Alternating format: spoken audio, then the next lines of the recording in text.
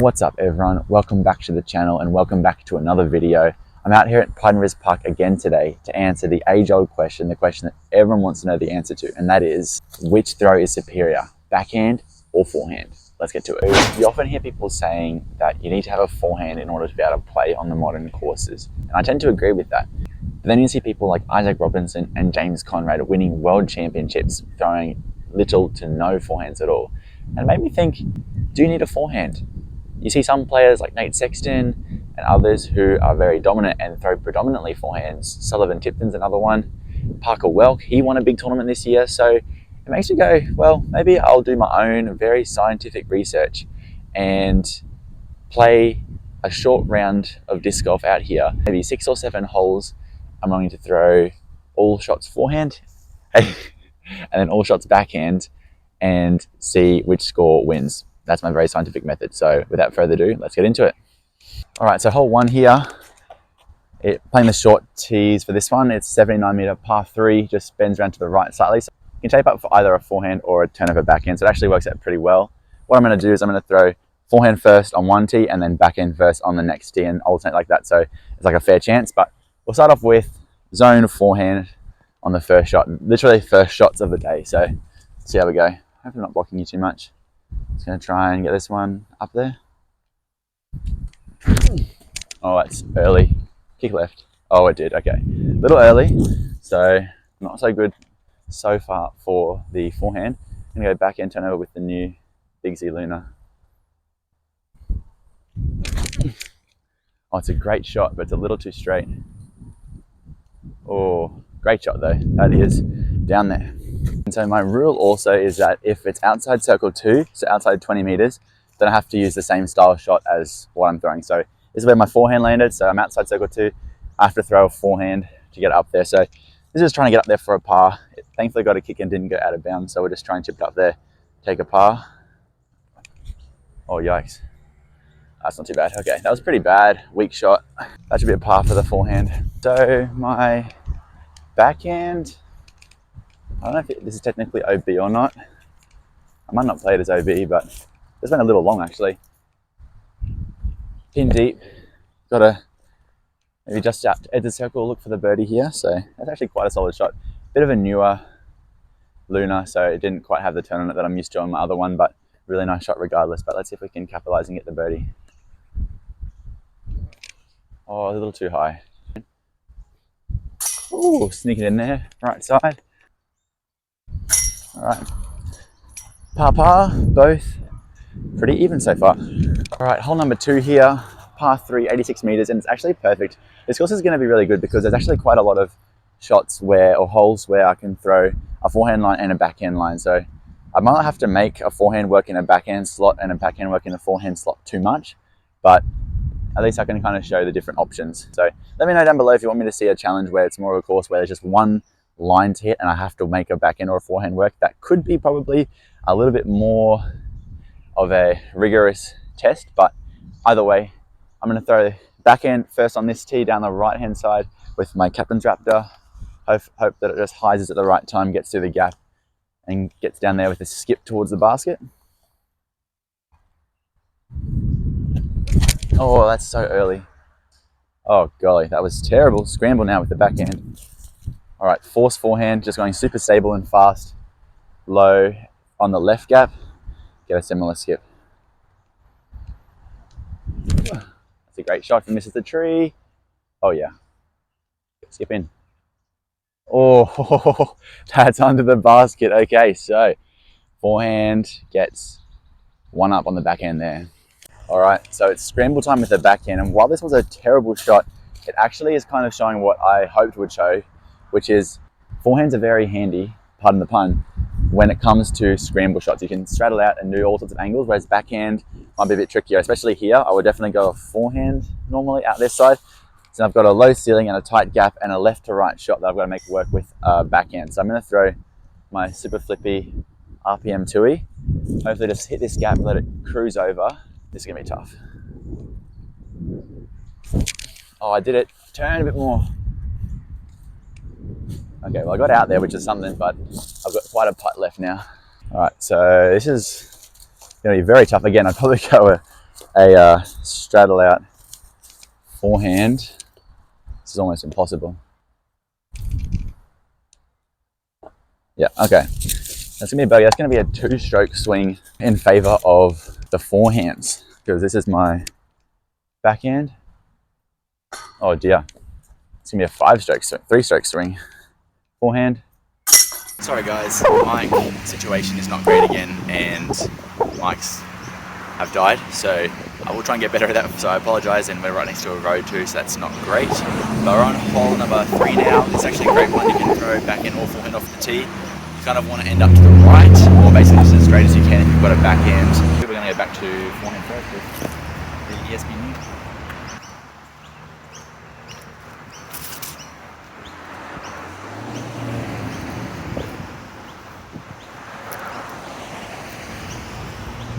That was decent. That was kind of not what I was hoping. Ideally, you'd want to go around the corner more on a forehand. Now we're going to go flippy and nuke on a bit more of a turnover and high and try and get it as far as we can.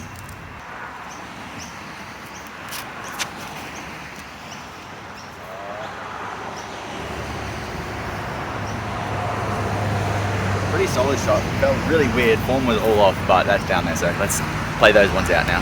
I'm going to go forehand from where my forehand drive landed, obviously. And basket's just behind that sort of big clump of trees. I'm gonna hang it out to the left, hopefully just push past the baskets, just past it, so just get the right distance and have it land right next to it. But go and catch exactly.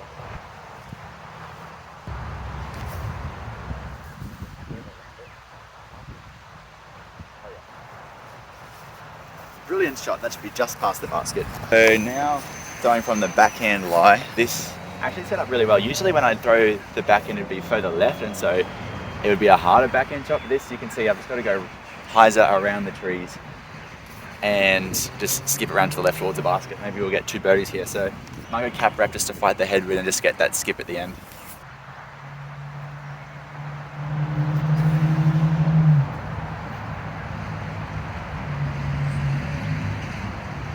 I got a good roll at the end, which was good. It kind of just died harder than I wanted. I could have maybe thrown a bit lower and had it skip, but I've got a birdie putt on both of those.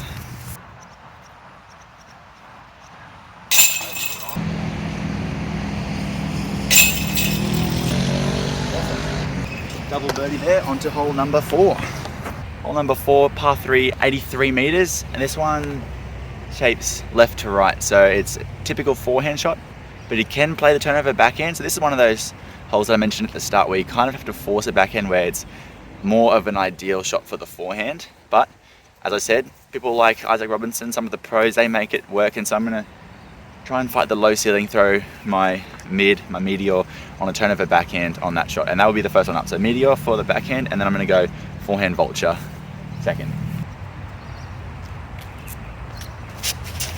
That's a great shot. Oh my goodness. Go in, go in. Oh. That was the cleanest backhand I've thrown on this hole. Which was just low enough, used all the ceiling height, and just turned all the way, and it should be pretty close to park. So there we go. You can make it work. I'm gonna go forehand now with vulture.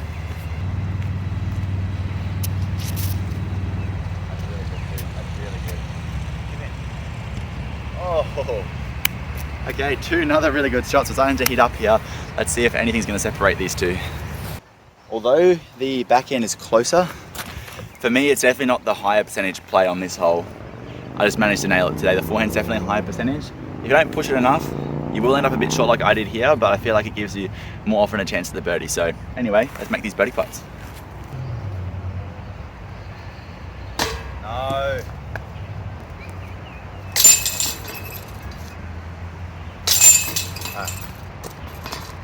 So unfortunately my putting is not incredible. Sorry to interrupt the video everyone, but as promised previously and as hinted about in my most recent video, I'm doing a giveaway because you guys helped get the channel to over 300 subscribers, which I'm super grateful for.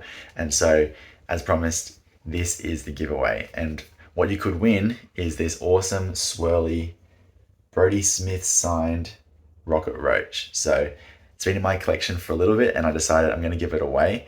And as you might have noticed, each giveaway as we go every 100 subscribers is going to hopefully get better and better. And There's a really cool thing coming at 500 once we get there, and then even bigger once we get up towards 1,000. So make sure you stay tuned for those. But if you want to enter the giveaway for this amazing swirly Brodie Smith signed Brodie Rocket Roach, then you have to do 3 things. You have to make sure you're subscribed to the channel first and foremost. Make sure you like the video, and then thirdly, leave a comment as to whether you are backhand or forehand dominant, or which one you prefer throwing. And make sure you're also in that comment leave your Instagram handle or your Facebook profile, some way that I can get in contact with you to arrange getting this bad boy to you. So those are the 3 things. And yeah, good luck. Thank you for all the support. Let's get back to the video.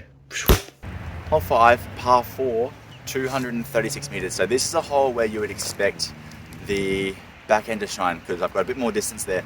I've got pretty good distance on the forehand, so if I can get a good one out there, it might be doable. But this is just a big par 4, big rips, open space. Yeah, we'll see how the forehand can hold up. I believe it's forehand first, so we're gonna go flippy nuke again.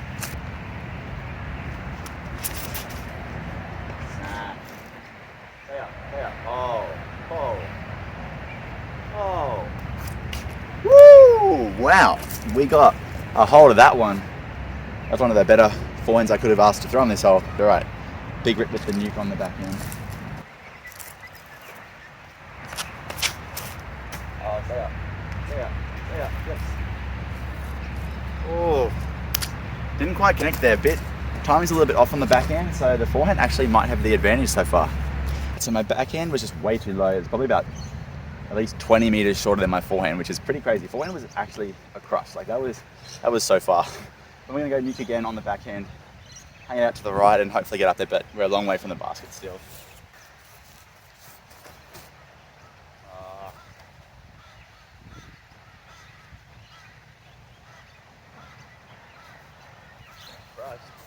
Right, we're gonna go same disc with the forehand.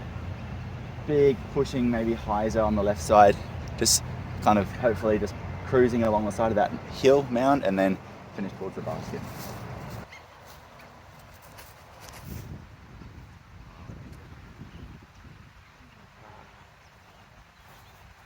Did not throw that very well. Didn't make the most of that great drive. There's a long way to go with the forehand anyway, but oh well, should hopefully be a par there. All right, so backhand went out approximately here. Just gonna throw another backhand zone into towards the basket.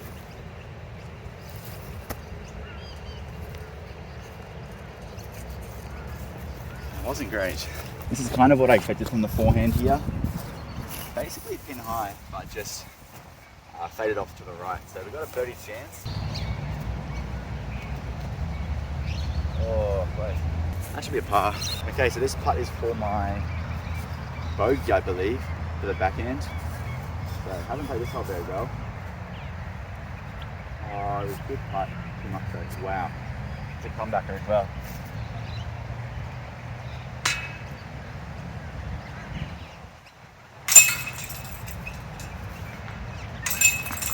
I don't think the scores are going to accurately reflect this very scientific testing that I'm doing today, because my putting's been shocking for the backhands. But you know, you guys can decide for yourselves what you think.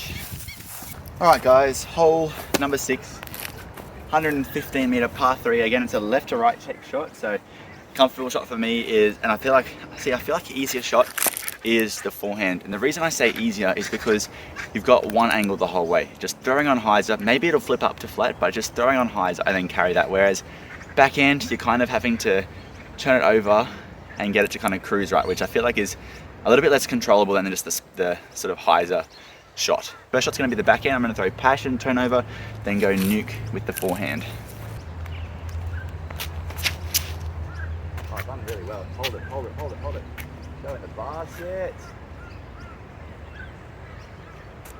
Oh, really good shot.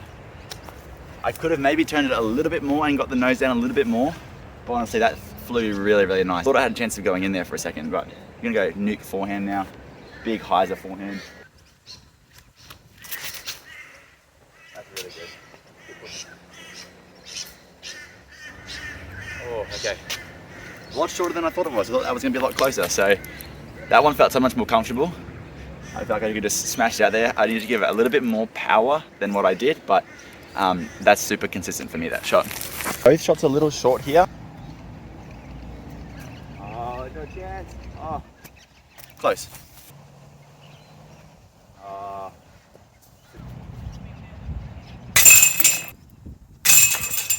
Alright folks, we've made it to the final hole. The sun's starting to go down, and so I'm gonna call this the last hole. Hole 7, it's a par 3, 141 meters. We're teeing off from a slightly elevated hill. This is one which is kind of hard to reach both backhand and forehand, but you would hope again that the backhand would have a bit more of an advantage on a hole like this to get a bit more distance, but we'll see. I would love to throw a really good backhand to put it out there in a good spot and give myself a chance for the birdie, which would be huge.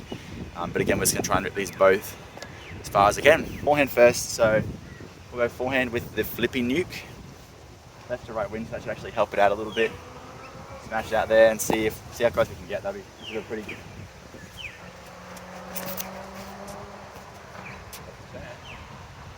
Oh no. I mean, decent. Wasn't the cleanest throw. Came out a little bit too high, and when the wind got underneath it, just sailed to the right. So gave me a good wind read. The backhand's going to have the tendency to turn a lot, so I'm just going to give it enough height. Maybe throw it out flat, let it turn, and then come back. So. Keep turning, keep turning, keep turning. Oh. Didn't quite give it enough. I didn't quite give it enough credit. It's pretty close to pin high, but a little far left. Throw one more backhand just to try and get a really good one out there. That's a shot. That's a shot. Get left. Oh yeah. Oh yeah. Oh, that is the shot, ladies and gentlemen. We got it. That's inside circle. How good. So maybe we'll even putt from that one, and see if we can make a birdie. But that was exactly what I wanted. If you guys like this video, make sure you let me know down below in the comments, or give the video a like. Let me know that you enjoyed it. If you want to see any other sorts of comparisons, whether it's different types of throws, whether it's putting one disc against another, then let me know what sort of comparisons you'd like to see, and I'll try and make it happen.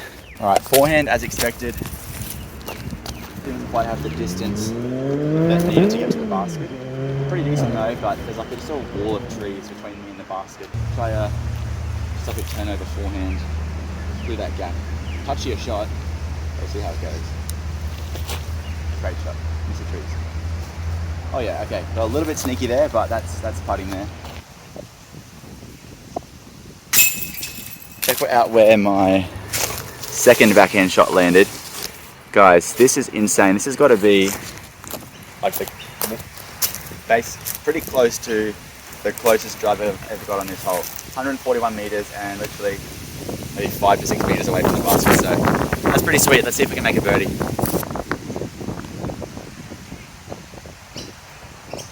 Yeah, that's a cool birdie. All right, guys, that's going to do it for the forehand versus backhand challenge. The scores don't really give an accurate picture. You can take them with a grain of salt, take them as you wish. But it was interesting to see how this ended up playing out. To be fair, I threw some pretty decent forehands and backhands. I feel like something that I said towards on one of the first holes was that forehands can be really helpful for those. Hey doggo.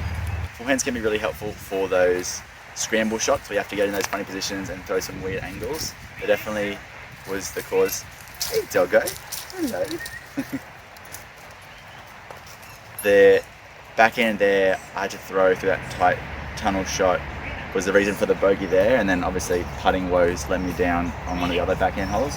I feel like if you can develop both of them, it'll be very advantageous because you can throw just one angle, for example hyzer, out there, and this is only going to go one way, whereas trying to throw, say, a turn over backhand, you've got to make sure you get the right amount of turn. Too much and it's going to go too far, too little and it's going to flex out. So it's a little bit more touchy, and same on the forehand side. If you're trying to do like a turn over forehand, a little bit of a more technical shot. I feel like you can simplify things a lot by just throwing one angle shots, backhand and forehand. Let me know down below in the comments what shot you prefer, if you are backhand dominant, forehand dominant, or you just go for both depending on what the shot calls for. I'd love to hear that. But other than that, I hope you guys enjoyed the video. I hope you've had a wonderful day. Make sure you make it great for somebody else as well, and we'll catch you in the next one.